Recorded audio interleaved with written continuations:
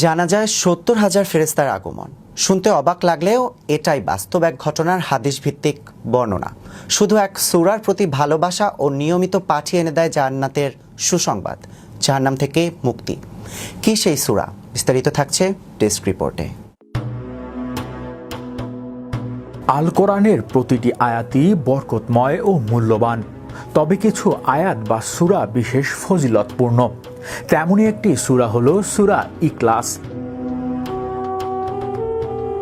এটি এমন একটি সূরা যার প্রতি অন্তর থেকে ভালোবাসা পোষণ করলে তা জান্নাতে প্রবেশ ও জাহান্নাম থেকে মুক্তির কারণ হয়ে যায়। হাদিসে এসেছে যে ব্যক্তি সূরা ইখলাসকে ভালোবাসে, আল্লাহ তাকে ভালোবেসে এবং ক্ষমা করে দেন। ফেরেশতারা জানাজায় ছুটে আসেন। হযরত মুয়াবি ইবনে মুয়াবি আল মুয়াজি রাদিয়াল্লাহুর ইন্তেকালের পর নবীজি সাল্লাল্লাহু আলাইহি সাল্লাম জানানো হয় ৭০,০০০ ফেরেশতা ও জিবরাইল তার জানাজায় উপস্থিত হয়েছে। নবীজি সাল্লাল্লাহু আলাইহি সাল্লাম জিজ্ঞেস করলেন, জিবরাইল জানান তিনি সব সময় দাঁড়িয়ে, বসে, হাঁটতে চলতে সূরা ইখলাস পাঠ করতেন। এজন্যই তিনি এই মর্যাদা লাভ করেছেন। জান্নাতে প্রসাদের প্রতিশ্রুতি।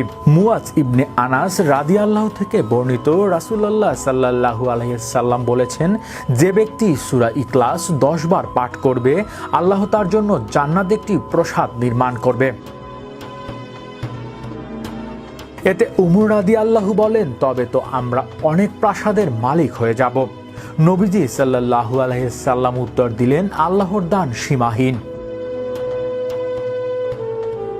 আল্লাহর ভালোবাসা অর্জনের উপায়। এক সাহাবী নামাজে বারবার সূরা ইখলাস পড়তেন, কারণ জানতে চাইলে তিনি বলতেন, আমি এই সূরাকে ভালোবাসি। নবীজি বলেন, তুমি যাকে ভালোবাসো আল্লাহ তোমাকে ভালোবাসে। হাদিসে এসেছে সূরা ইখলাস কোরআনে 1/3 সমান। এক সাহাবী অন্য সাহাবীকে বারবার এই সূরা পাঠ করতে শুনে তা নবীজিকে জানালে তিনি বলেন, এটি সত্যি কোরআনের 1/3 সমান। ক্ষমা ও জান্নাতের সুসংবাদ। এক সাহাবী সূরা ইখলাস পাঠ করায় রাসূলুল্লাহ সাল্লাল্লাহু আলাইহি সাল্লাম বলেন, তাকে ক্ষমা করে দেয়া হয়েছে। আরেকজন ইমাম সাহাবীর প্রতি রাকাতে সূরা ইখলাস পাঠের কারণ জানতে চাইলে তিনি বলেন, আমি এই সূরাকে ভালোবাসি। নবীজি বলেন, তোমার এই ভালোবাসাই তোমাকে জান্নাতে পৌঁছে দেবে। এই সূরার বিশেষত্ব। সূরা ইখলাসে আল্লাহর একাত্ম, অমুখাপেক্ষিতা, তার আজন্ম ও অনুরূপবিহীন সত্তার বর্ণনা রয়েছে। এই 4টি আয়াতে আল্লাহর পরিচয় অত্যন্ত সংক্ষেপ এবং গভীরভাবে তুলে ধরা হয়েছে। তাই এ সূরার প্রতি ভালোবাসা শুধু সওয়াবের কারণই নয়, বরং ঈমানের গভীরতা ও একনিষ্ঠতার প্রমাণ। আল্লাহ আমাদের সবাইকে এই সূরার প্রতি ভালোবাসা অর্জন এবং নিয়মিত পাঠ করার তৌফিক দান করুন।